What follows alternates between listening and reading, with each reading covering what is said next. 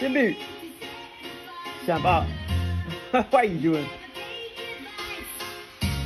They give you insulin, Theodore. Give you your insulin.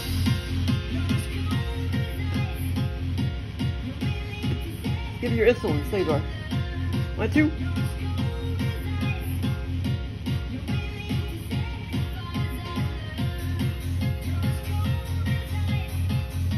You're as clean as a whistle. That's because I keep cleaning it.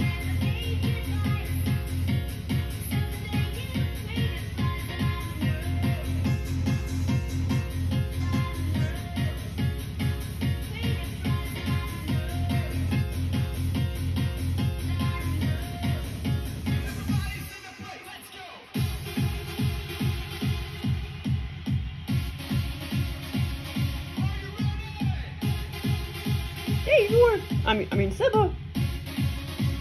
Seba.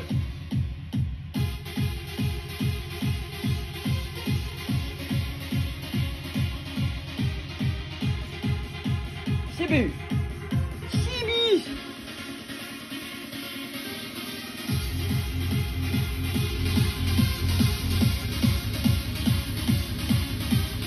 Oh, shit, Lord.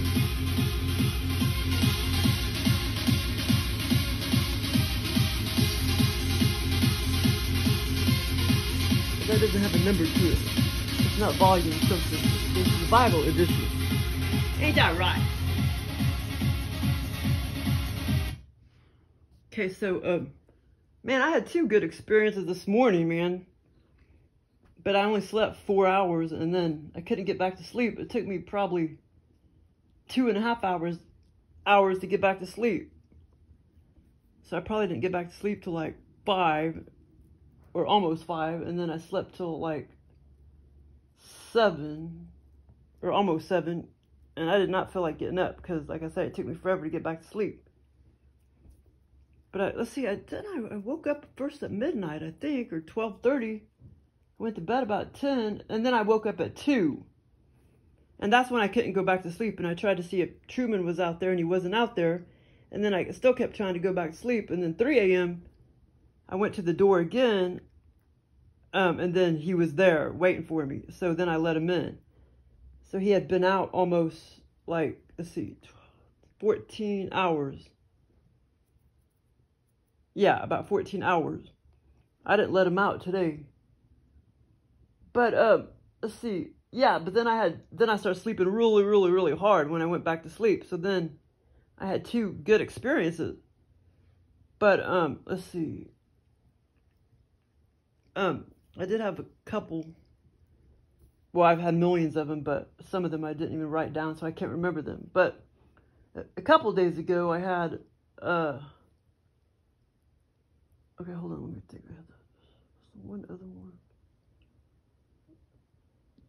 I could just talk about 5 of them, I guess. But anyway, 4 or 5, but, yeah, so and this is the first time Joel's done this, but this was more like a virtual reality experience where I went, wait, hold on. Where for whatever reason, I went out the back door, and there was a storm that came up, and,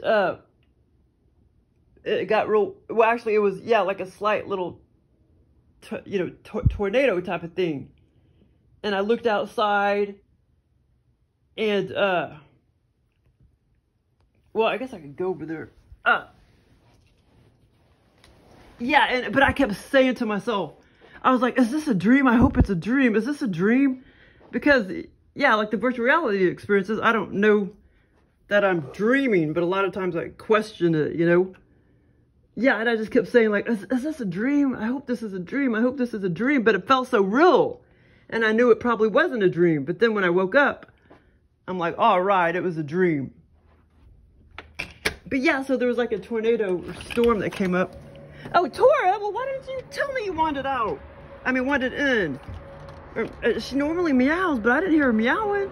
Tora, but I knew it was getting cold out here, so I knew it was time for her to come in. I knew it was about time for her to come in, because she normally comes in at 6 or 7 this time of night, because it's getting so damn cold. but I didn't hear her holler. She normally hollers.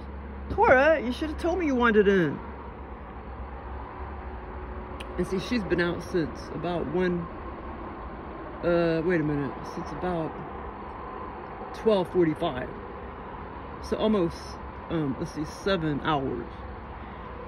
But yeah, so I came out here, and okay, that big there was about a big 10-foot section that fell over of the fence. It fell over on their side, and then over here there was like about, I don't know, 7 or 8 foot that fell over on the other side, and then over here another 7 or 8 foot of fence that well, that time, as far as I remember, it fell inside the yard, and then the other 2 was like on the opposite, fell outside of the yard. And then, but not only that, it was so funny, there was these huge boulders. It's like the tornado put all these boulders all around my yard. It was so weird. I mean, like, these boulders were like let's see, about, I don't know, 3 foot, about 3.5 foot long, and about 2.5 foot wide. And they were just like lined up, like all over there, and then all over, and then like all over. And I was just like, oh man, is this a dream? Is this a dream? Because I was hoping that, you know, it was going to be a dream, but it felt so real. And then I, you know, was afraid the turtles were going to get out, and there was a bunch of water, you know, puddles of water just all along the fence, you know, because it had rained and stormed. It was almost like a small tornado or whatever. But it was really weird. And that was more like a virtual reality experience, because I haven't had one of those in a while. But that was pretty cool. Watch out, okay, and then I had one. No, this was a really, really long one. OBEVR Lucid Dream. But I didn't write it down or anything. But I remember all of it. But I was in this scenario long time. And, okay, the other one, wait, hold on, the other, yeah, so I was, and that was about, I don't know, that's probably about 10 days ago. I was at it started off, well, okay, I guess I could draw it. Well, Tor, I'm glad you came in. All the cats are in now, so I don't have to worry about him.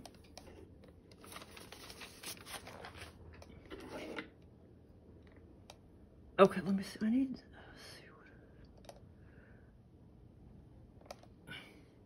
where's a clipboard? I knew I had a clipboard once upon a time. God damn it. Okay, clipboard. Where's the clipboard? Sebby, no, I don't wait. No, eat. What did I do? Oh, well, that's one clipboard, but I thought I had more.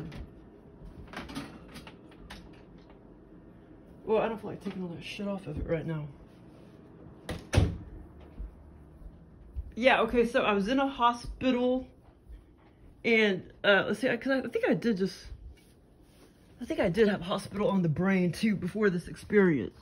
Oh, and Joel's given me many experiences where I'm in a hospital, and a lot of times, they're like a blast. Because, you know, it totally feels like a different dimension. Okay, what was something else I was going to say.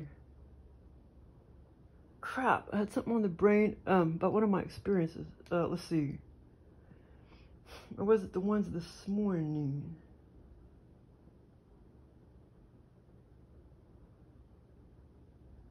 Something about the energy. Damn it, I can't remember what I was going to say, but something about the energy of the experience is...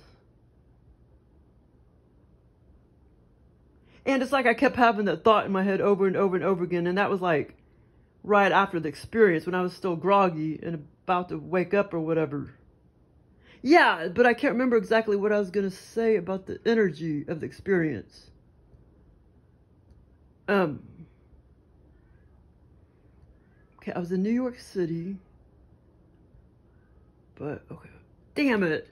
I can't remember, but let's see. Something about... okay, let me think. Energy,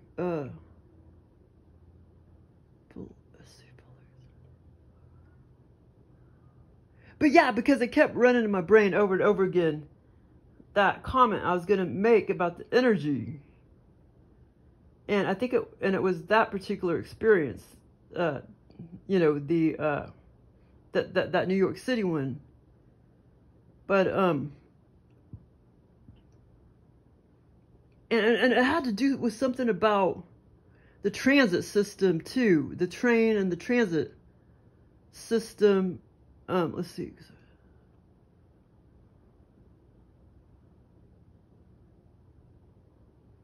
Let's see, hold on.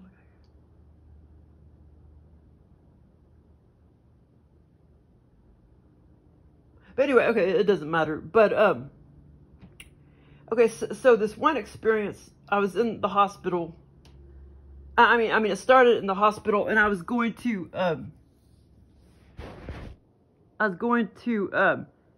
just see if I wanted to work there. I was working there, but I wanted to see. I was just testing it out to see if I wanted to work there part-time, you know, like permanently part-time for extra money or whatever. And there's one part of the scenario where, or many hours later, I was thinking, okay, why the heck would I want to work here in a hospital? I could work anywhere, you know, make the same amount of money. And because I was like thinking, like, why do I want to work around sick people, you know, when I could work someplace else and not around sick people and make the same amount of money? So that was kind of funny. Yeah, okay. So basically, the hospital was just. There was nurses and everything. We were all hanging out like over here. Okay, like here's, what's the hospital symbol? I forgot what the hospital symbol is. Something like that or something. Isn't that a hospital symbol? Okay, hospital. H for hospital. Okay, so, and we were all, the scenario started, I was in the hospital, walking around right here, and there's a bunch of beds. Well, actually, this was an aisle or whatever, a wing or whatever. Or a floor, I mean. All of this was a floor. The patient beds were right there, and the rooms or whatever. I mean, it was a pretty big area we were in, but there was a whole bunch of nurses, and it's like they were sort of showing me what I'm supposed to do, and blah, blah, blah, blah. And like I say, I was in the scenario a long time. And so at one point in the scenario, like one of the nurses was telling me, you know, like showing me how to make the, or telling me like, I'm going to have to make the beds and stuff like that of the patients. And, I looked down on the floor, and it's like, I don't know if she handed, I can't remember if she handed it to me, but anyway, I somehow, I took off, you know, like part of the plastic, the plastic part that's like underneath the bed, big old plastic part. And I looked down at it because I was like trying to lay it on the floor or whatever. And it was, you know, just part of the plastic sheet or whatever that goes underneath all the sheets on the bed. And I looked at it, and it was like all gross, you know, like kind of like liquidy, bloody looking liquid stuff on it, you know, kind of like draining off of it. And it was really gross. And now as far as I remember, I didn't smell anything at that time. I didn't like smell anything. But, I know there was one part in here where I did smell some smells. But anyway, I didn't smell any at that part. And I was just like, ew, you know, I got to take this off the beds, you know, and I thought it was kind of gross. And I was all standing right here, and there was beds, patient rooms, and the rooms right here, like all of these are separate rooms. And then here's the beds. And like I said, this was all one floor, all one wing where we were hanging out. And then another time you know, just a few seconds later, I was standing there, and then another, it's more like sheets, like almost like transparent sheets that I was sort of like, that apparently I took off the bed, or it was handed to me, and I sort of like placed it on the floor, and it was all urine stained and shit. Just all urine stained. And at that time, I could smell like the urine and stuff. And then, like I say, I just started walking around the hospital, figuring out if I wanted to work there or not part-time. And I was just sort of working there, you know, at this day, but I was just sort of testing it out, working, if you know what I mean. And then, okay, hold on, let me think.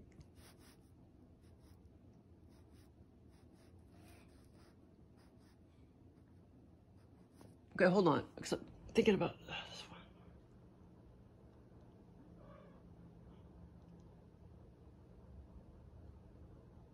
Maybe I already said it. Maybe that's the other experience. But anyway, so and then like we were having all sorts of conversation, you know, like with the nurses. Nurses were talking to me forever and ever and ever, showing me what I had to do or what I was about to do. Oh, I know what I was going to say real quick before I forget. So then, you know, hours goes by, and eventually I walk over here to some almost like over here. These were almost like visitation, big old rooms or whatever, like visitation rooms. And then later, after all of that, I start walking back over here. And like I say, I start questioning, like, why do I want to work in the hospital? You know, when you know, I don't want to work around sick people. I'd have to work around sick people if I worked here part-time, blah, blah, blah, blah. And, oh yeah, okay, so towards the end of the experience, like one of the nurses was walking along with me, and we were walking that way. And then I was looking over here at the beds, and I could see some of the people were still laying in the beds. And most of them seemed to be elderly. It actually, this floor, it almost seemed like it was like a geriatric floor, actually. Even though that wasn't really programmed for me to know that, but this was more like a geriatric floor. This wing right here. And because I somehow knew they were all older people, you know, in these beds. And the nurse, it's so funny. The nurse said something like, it was kind of like, the patient had to, it's like I would somehow, it's like she said before I knew she said it takes skill. Like she said it takes practice and skill to eventually gawk in there in the rooms to know if the person had died or not. Because I wasn't ever supposed to clean the room until they like died. And so I kind of like, I was standing out here with the nurses and everything, and with that nurse that told me that. And I kind of gawked in some of the rooms, and I noticed some of the, you know, patients were still laying in the beds and everything. And like I say, she told me that it takes practice to look in there and know if they're dead or not. And once they're dead, then that's when I go in there and like clean the bed sheets and everything and clean the room.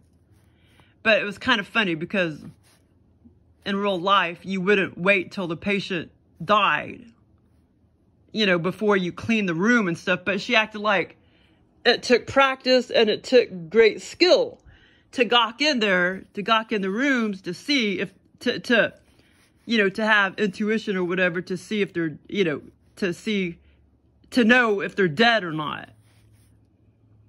And, so that was kind of weird, that part. And that was towards more the end, or kind of more towards the two-third part of the experience.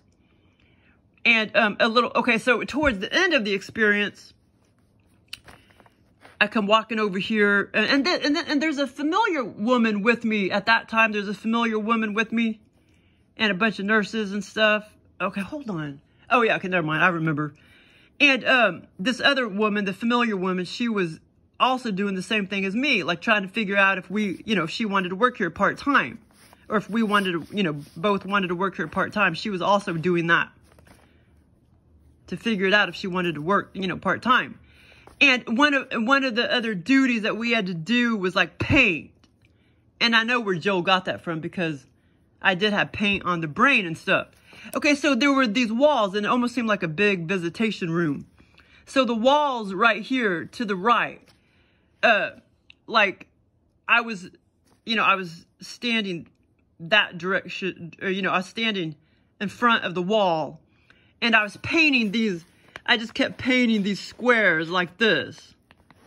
There was all these squares, and one of them was like light blue, one of them was dark blue, and then light blue and dark blue, and I just kept painting, because that was one of our duties, that was one of our jobs that we had to do, and, which that made no sense, because in real life you wouldn't be doing that if you worked in a hospital, unless you were a maintenance person. So that was kind of weird and funny. So, and then so all these little squares I kept trying to paint, painting, and it just seemed like I couldn't stay inside the squares that I was making. And so I knew I was kind of doing a bad job. And then finally a man, like an older man, like maybe 60, he did finally come walking along, and he was kind of, well, and then there was another guy that seemed like more like a manager worker of the hospital. But the maintenance man was kind of showing me how to paint and everything. And, was kind of acting like I was going out of the lines and that I didn't know how to paint. And then, eventually, like I say, it was like light blue and dark blue and light blue and dark blue. And the squares that I was trying to paint were like almost as big as this piece of paper. And on this wall right here. And, it was just kind of funny. And then all of a sudden, a man, and then over here, then there was like another, like a visitation room, like, over here, it just seemed like, it was kind of like more like a, the hallway. And then there was another wall right here. And right here just seemed more like a hallway, like a big, open area. And then there was another wall. And then we were standing this direction again. And, me and that, that woman that looked familiar to me, she looked about 30 or whatever. And then I was trying to paint again on the wall, like the squares, and I just kept getting out of the lines and stuff. And then there was like a manager guy that came over there, and like I say, he looked about, well, I don't know, he could have been 58 or something like that. He kind of had lightish, grayish hair, blondish grayish hair. And he was, kind of looking at my work and acting like I didn't know how to paint and shit, because that was one of our duties that we would have to do, like change the beds, paint, and figure out if the person's got in there to see if they're dead or not, to have like that intuition or whatever, which that was kind of funny. Yeah, okay, and like I say, this experience lasted a long, long, long time. I was in here for hours and hours and hours. But, and as far as I remember, there was, I could be getting confused with the other experience, but I could have swore there was one time where, towards the end of the experience, where I smelled some cigarette smoke, like somebody was smoking. I could be wrong, but anyway, so yeah, that was a fun experience. I should have probably typed that one out, but I pretty much remembered all of it. Okay, so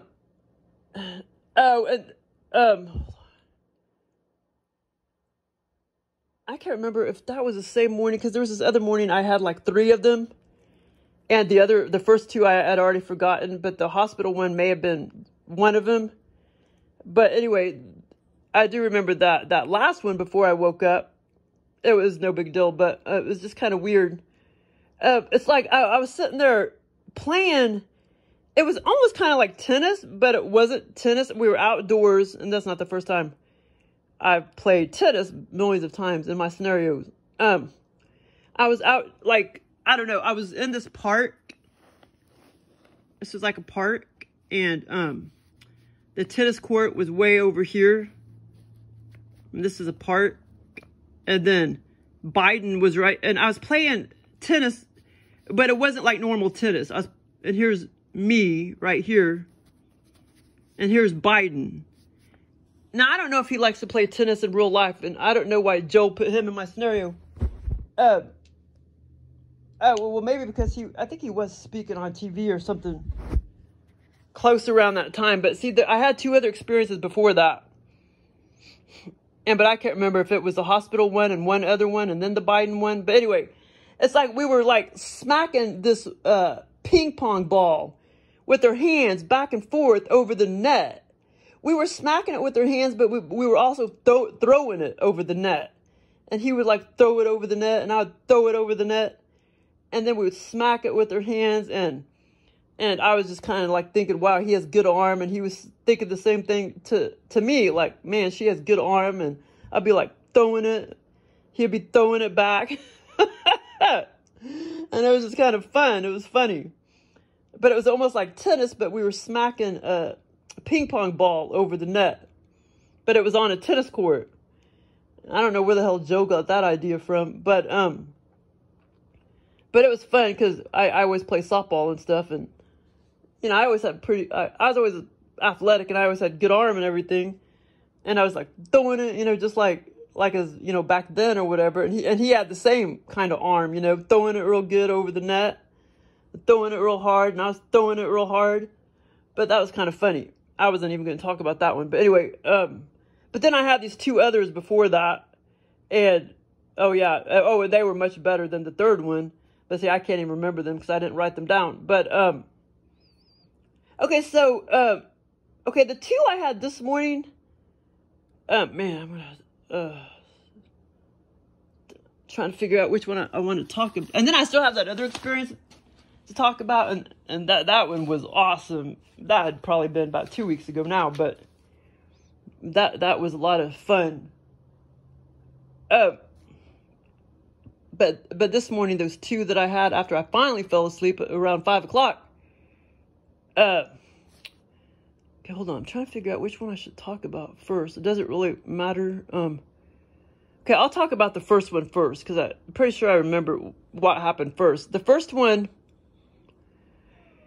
but okay, now I was in both of these experiences for hours and hours and hours and hours, but I can probably talk about, you know, 6 minutes a piece or whatever. But, so, I was in this hotel. Well, not hotel, I guess maybe it was more like no, actually, I guess I could call it a hotel. Because I was sort of like renting this room, and it was a fancy, luxurious room, but it wasn't an apartment. It was just more like a real luxurious, little, like a big room in this hotel. And okay, hold on. Let me try to draw it. Well, I don't know if I have to draw it, but. Well, I could just sort of draw it, but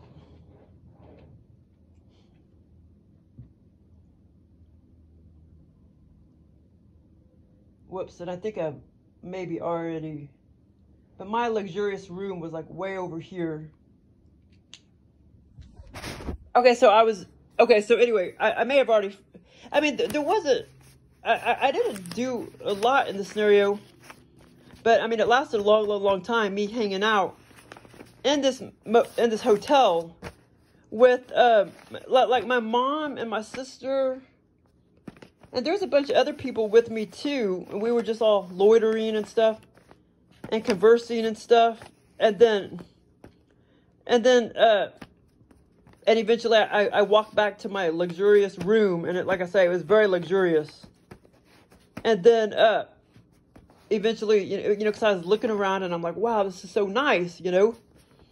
And eventually I walked back out, and then I started meeting up with my mom, and we were all conversing and loitering.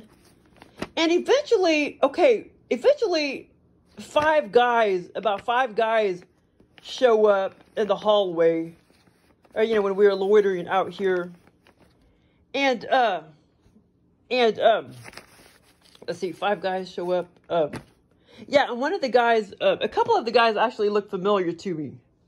And one of the guys, as far as I remember, it was supposed to be Mark, or it looked like Mark, the old guard at work that left a few years ago to move to Florida. And this is kind of funny, but it's like I knew them.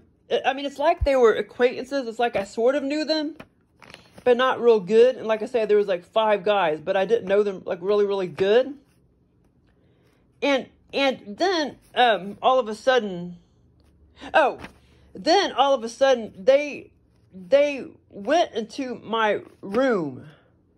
They went into my luxurious room, and then I eventually was ready to go back to my room, and I walked back in there, and all of them were like shooting up heroin with those needles that look like, you know, my diabetic needles that I use for my cat. They were shooting up heroin in their arms, like their left arm or right arm. And I saw that. I saw them doing that in my... Oh, no, I remember telling my mom, I'm like, where did those guys go? And I was thinking in my head, or I told her, I was like, I bet you, because they disappeared all of a sudden, those 5 guys. And I told my mom, I bet you they went into my room. And sure enough, I walked into my room, and they were all standing there shooting up heroin in their arms with the diabetic needle with the red lid, with the red cap that I use for Cesar. And I just kind of like acted like I didn't see anything, you know, which I did. I saw it happen.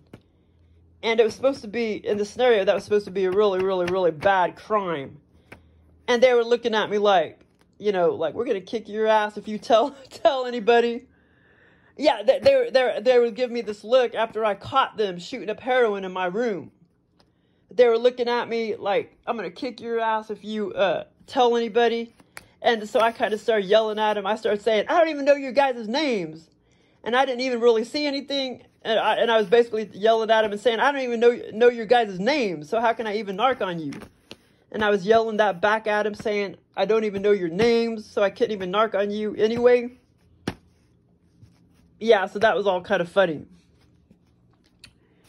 And like I say, at least 2 or 3 of the guys out of 5 looked familiar. And one of them was that Mark guy. Or a guy that looked like Mark. But yeah, so it was kind of a fun experience. It's kind of bizarre. And, but yeah, so I was just yelling back at him like, I don't even know. Oh yeah, I said, I don't even know your names, and I promise I'm not going to tell anybody. And I'm just basically, you know, get the hell out of my room. But they eventually, you know, left my room. And this one, I'm sure I'm forgetting some stuff. But the next one was even more fun, though. The next one I had was way more fun. But this one was fun, too. But I think I'm forgetting a lot. Because I just, for some damn reason, I didn't even want to try to remember them. Because I was kind of mad that I had a hard time falling back to sleep and shit. Okay, but the next one was a lot more fun.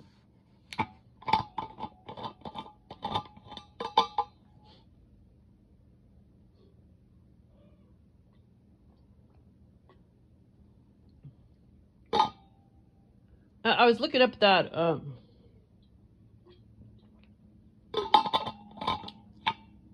I found this channel called Too Strong. I don't listen to him very often, but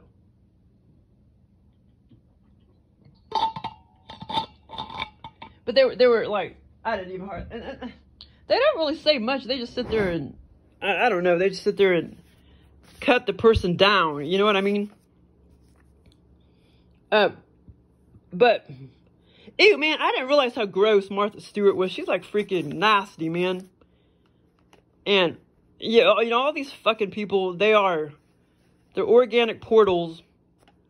They're the mark of the beast. Like, they don't care if they die tomorrow. They're just, you know, it's all subconscious. Like, they're just waiting to die because they're organic portals. They're possessed. They're, you know, they're sellouts or whatever to Satan or whatever. But yeah, Martha Stewart is one of them. But I just didn't realize how gross she was. Like, if you really look at, besides, you know, looking possessed and everything, like, you could just tell she's possessed 20 times over. You like, look at her eyes, man. Her eyes and her mouth. It's just fucking gross. But anyway, so that too strong. Yeah, and that's, well, I don't know. That's why, like these organic portal people, that's why they can, you know, drink and smoke and, you know, it doesn't really, you know, bother them, you know, well, until they die at 50 or 60 or whatever. But they're just waiting to die, you know what I mean? you know, because Satan probably, you know, they just, like they're gross. That's why they do all those bad things, like drinking and smoking. They're just gross.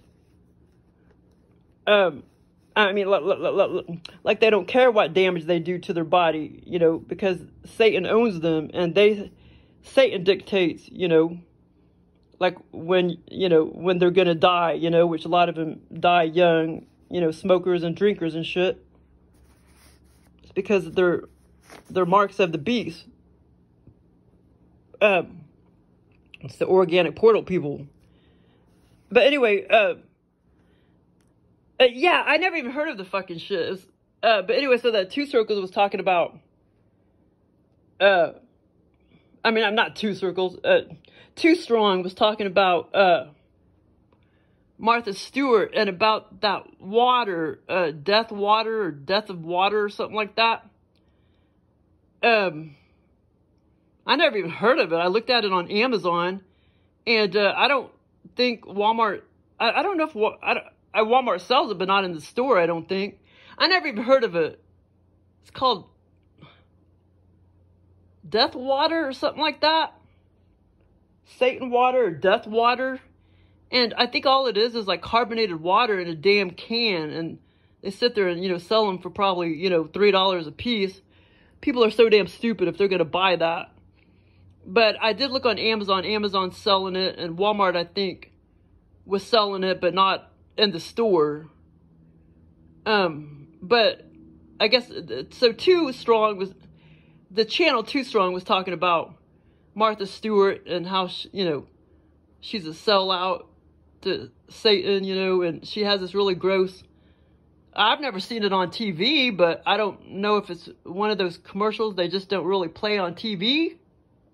I mean, like I said, I've never seen it on TV, or maybe they're gonna play it during the Super Bowl, maybe. I don't know. But then I just started looking at Martha Stewart, just how gross she is. She's just gross. Her eyes and just her mouth, she's just nasty. And like I said, one of the reasons why she's nasty, because she looks fucking possessed, you know what I mean? Like a million times over. But yeah, like the organic portal people, they're literally just sitting there being controlled by Satan. And one of the terms is, yeah, I'll give you all the money you want, but I'm gonna fucking kill your ass when I fucking feel like it. You may be 22 years old, you may be 32, you may be 82, you may be 72. But yeah, so and what did my brother say what did he say one time? Oh, fuck, what did he say? Oh, which, yeah, I never thought about it like that, but, yeah, like, so, like, these organic portal people that are being controlled by Satan, that are, like, well, you know, I don't know, some of them devil worshippers or whatever, but don't even know it. I mean, some of them do know it, but some of them, they don't even know it. They don't even know their organic portal. They don't even know they're worshiping Satan or whatever. They don't even know they're sellout. Some of them do probably know, but some of them don't. Most of them don't. But, yeah, this is something my brother said too. He said, you know, if you're going to worship Satan, you know, or, you know, the bad aliens or whatever, you know, which is what I just said. He said, that, you know, they'll take you whenever they want, which that does make a lot of sense. Well, you know, because a lot of those people do die kind of young, you know, like, and like I say, they possess people to, you know, like most of them are all pedophiles and shit like that. That's because they're possessed. And, you know, I mean, look at Michael Jackson. I mean, he wouldn't be dead at age 50 if he wasn't a devil worshiper. But like I say, he didn't even know he was a devil worshiper. You know what I mean? Well, one of the clues is, you know, he had a lot of money. That should have been a red flag to him, but But yeah, that's one of the things, you know, you have a lot of money. But that's one of the terms or whatever. They'll give you a lot of money, or they'll make you make a lot of money, but you got to be possessed and want to fuck kids and drink blood, and they tell you what to do. You know what I mean? Okay, so anyway, that's my philosophy. But I didn't. It's my brother that said that part about, you know, these sellouts that worship Satan, that Satan will, you know, dictate, you know, I'll take you whenever I feel like it. I'll murder you whenever, you know, I feel like it. That's one of the terms or whatever. And then it kind of got me thinking. And, you know, like I say, it makes so much sense, you know. And two, it makes so much sense about the Hollywood mafia, that there is a Hollywood mafia. That makes a lot of sense, too. Very organized, smart people that know how to get money from these rich people. I mean, the rich, famous people, they somehow know somehow how to get the royalties, shit like that. And they murder. Well, maybe it makes it easier once they murder the person, but that makes sense too. You know, the Hollywood mafia. That does make sense. You know, because a lot of famous people end up dying, blah, blah, blah, blah. And then, of course, what was that other thing? The Hollywood mafia, and then, oh yeah, and then the fact that, see, I don't know how it works. I don't know how it works. I don't know how conscious the people are. Or if it just happens and nobody's really conscious of it except for maybe a few people. You know, like if it's true that satanic groups, you know, murder some of these famous people, you know, like Anne Heche or whatever, and a bunch of other people, if it's true that they sacrifice them. Like, I don't know how that works. I don't know how organized that is, blah, blah, blah, blah. Some of them are probably conscious of what's going on, and other people are just, you know, they're just in a trance, and they just play a part, but they don't really stop to think what's really going on or whatever. Like, but yeah, so, I think that goes on too. And it's possible she could have been sacrificed. And there's so many other people, you know, ending up dead, you know, famous people and stuff. That Fast and Furious guy, I think he was only 20-something, I think. And one of the things is they always act like they died in a car accident. There's always these fucking patterns. And it's, so now, I mean, it's not hard to see that's going on. Because they always say that they died in a car accident, and they never even died in a car accident at all. Never did they die in a car accident. They were murdered in some other way, not in a fucking vehicle. But, okay, so, yeah, so, okay, so, okay, yeah, so this other experience, Tora, you devil worshiper, honey. You're not devil worshiper, are you? Tora!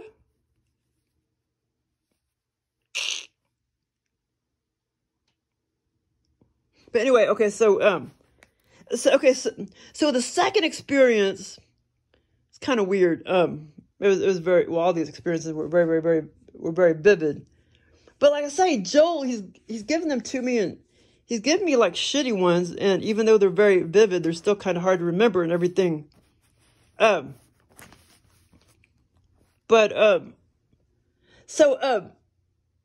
I was in New York City, walking around okay, hold on, an ex-bank. It was several stories high. I was in New York City. I was just in a very small area of, you know, downtown New York City, where all the big buildings were. And I was walking around an ex-bank, it was once a bank in this old building. And then it just kind of turned into an abandoned building. But it was after, later in the experience, I realized it wasn't abandoned. it was an ex-bank kind of like turned into a I think there was there was other parts of the building that was other things, but because the whole bank wasn't an animal, what do you call it? It was just like one area of the bank that sort of like became, what do you call it? You know, an animal shelter. Because, well, actually, the whole build, okay, as far as I remember, the whole building, it became just abandoned, right? But, I mean, it was abandoned, and it was kind of dilapidated. And, all of a sudden, as I started walking around this abandoned building that used to be a bank, I was way up on probably at least the 7th or 8th floor. And I was walking around. And eventually I went into this room, and there was nothing but like stray cats. And then over on the wall, the side of the wall, I saw a whole bunch of big kernels of dog food. But I knew the cats were being fed as well. And most of them were just stray cats got into the building. And then Kathy started walking around. It's like Kathy donated her time or whatever and went in there occasionally to go up on that, you know, that floor, that wing or whatever, to go in there and feed those cats. Because a lot of cats had gotten to the building. And so she decided to go in there when I went in there. And I saw her walking around the hall, and I was just like, wow, she's feeding these cats. She's helping these cats. And then I knew they would be taken care of. I was like glad that I knew they were being taken care of. These cats in this ex-bank. And as I opened the door, oh my God, the door was as thick as a vault. It was like 8 inches thick. And I've been into a bank before and went into the vault and everything. The vault is like 8 inches thick. The door. And this door was like 8 inches thick. Almost like like as if it had been a vault. But as far as I remember, most of those doors in there were 8 inches thick. Or at least that was the impression that I got. So maybe it was just that room that used to be the vault. Because like I say, the door was 8 inches thick. And there was all these cats and stuff in that room. And it was kind of dirty and everything. But like I say, basically it was just all abandoned. And then Kathy, I couldn't believe Kathy started walking around.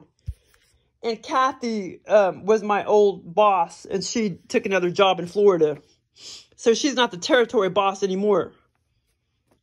And in the scenario, though, I kind of got the feeling that she was retired and everything. And that she was just going in there to help out the cats and everything.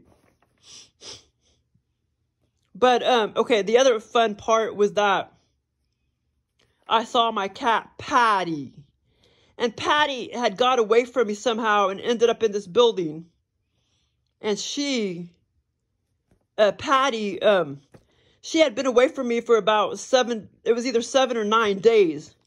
She was gone that long, and I ended up seeing her in this room. And I remember thinking, all right, at least I know she had been taken care of. And I was like, Patty, come here. And I knew it was ready to go home. But this part was so funny. I had this little pet taxi, and it was almost no bigger than this square right here, a little bit bigger. And I literally shoved her in there, and she just kind of like, there's no way she would have been able to fit in there. But in the scenario, she was able to fit in this little bitty pet taxi that was not much bigger than the square. And so I got her in there, and then that's when I looked out the window, and I saw like a small little subway and everything. Just a small little subway go by. It was like on top of the ground. And I knew that I needed to take Patty on it to get back home or whatever. And that's when I started thinking how, wow, this isn't a big old city, but yet everything seems to be so organized, and it seems like you're never going to get lost or anything, which deep down, I'm sure it probably would be easy to get lost. But in the scenario, like I say, I was just in this small little area, And when I looked down and saw the subway, I was like, see how easy it is? Big cities aren't so complicated after all. And blah, blah, blah, blah. So that was kind of funny. But Patty, it was so cool that Patty was in my scenario. Patty number 2. But yeah, poor little Patty. I had a feeling in 2020. In 2020, I knew I would let her out one day and she wouldn't come back. And I let her out around July 9th of 2020 and she never came back. Which I knew she went off to die because she had hyperthyroid too and she was starting to look really, really, really bad. So I know she went off to die. I guess they could die at will or whatever. But, yeah, so that was a fun experience. And then that's when I woke up, like before I opened my eyes, and I kept wanting to say I kept thinking over and over about what I was gonna say about the energy of the experience. And then I kind of had forgotten something about the energy. I mean, I can't remember exactly what I was gonna say. Oh, but anyway, the energy of that experience, it did feel like New York City when I was in the scenario. But like I say, there was some other stuff I was going to say about that, and I can't remember. Okay, well, anyway, thanks for listening. But it was cool.